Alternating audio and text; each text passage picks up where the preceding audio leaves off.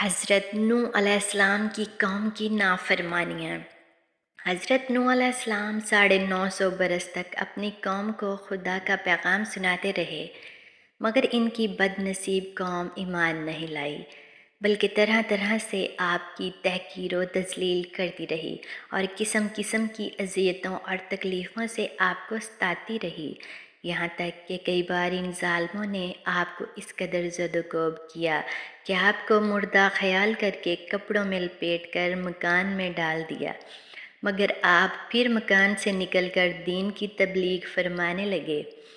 مگر ان اذاؤں اور مصیبتوں پر بھی آپ یہی دعا فرمایا کرتے تھے کہ اے میرے پروردگار، تو میری قوم کو بخش دے اور ہدایت عطا فرما، کیونکہ یہ مجھ کو نہیں جانتے ہیں۔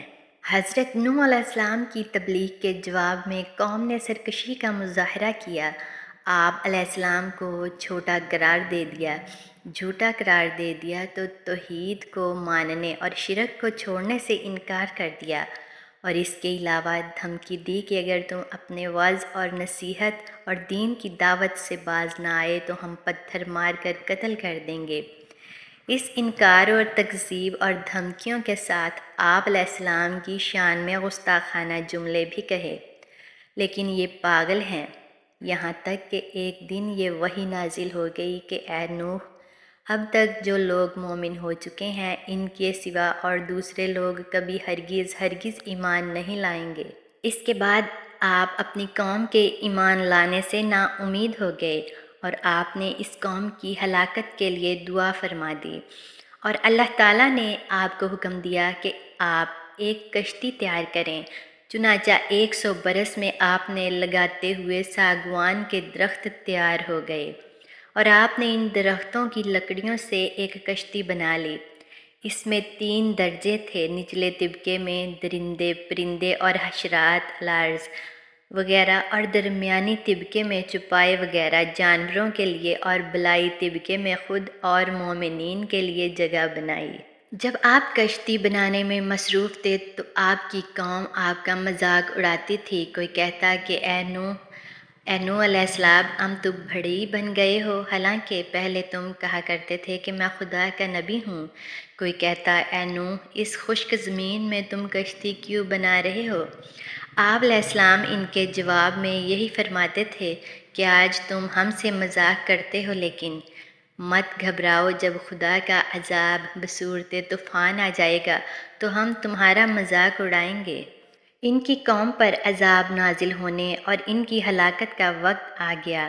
اللہ تعالیٰ نے حضرت نوح علیہ السلام سے اس عذاب کے نازل ہونے کی علامت یہ بیان فرمائی تھی کہ جب تم تندور میں سے پانی جوش مارتا دیکھو تو سمجھ لینا کہ عذاب کے نزول کا وقت آ پہنچا ہے۔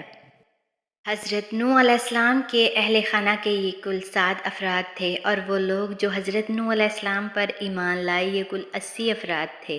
صحیح تعداد اللہ تعالیٰ ہی جانتے ہیں۔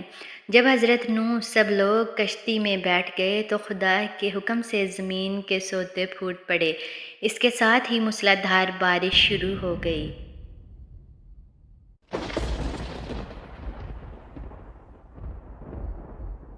زمین پر پانی بڑھنے لگا اور حضرت نوح علیہ السلام کی کشتی پانی میں تیرنے لگی۔ پانی بڑھا تو حضرت نوح علیہ السلام نے دیکھا کہ ان کا بیٹا پانی میں ڈوبنے لگا ہے۔ آپ نے اسے آواز دی کہ اب بھی آ جاؤ تاکہ خدا کے عذاب سے بچ سکو، مگر اس نے جواب دیا، تم جاؤ، میں کسی پہاڑ کی چوٹی پر چڑھ کر اپنی جان بچا لوں گا۔ پانی تھا کہ تھمنے کا نام ہی نہ لیتا تھا۔ دنیا کے نافرمان اور سرکش لوگ اس سیلاب میں فنا کی گھاٹ اتر گئے، اور حضرت نوح علیہ السلام کی کشتی جودی پہاڑ کی چوٹی پر جا کر ٹھہر گئی۔ اب خدا کے حکم سے سیلاب تھم گیا اور زمین نے سارا پانی اپنے اندر جذب کر لیا۔ اب خدا نے حضرت نوح علیہ السلام کو حکم دیا کہ کشتی سے اتر جاؤ۔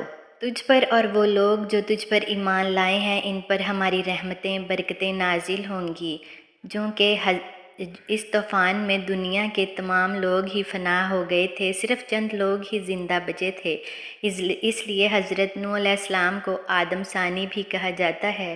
انہی کی اولاد اس وقت دنیا میں آباد ہے۔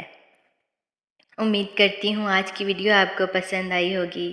ملتے ہیں نیکسٹ ویڈیو میں، تب تک کے لیے اللہ حافظ۔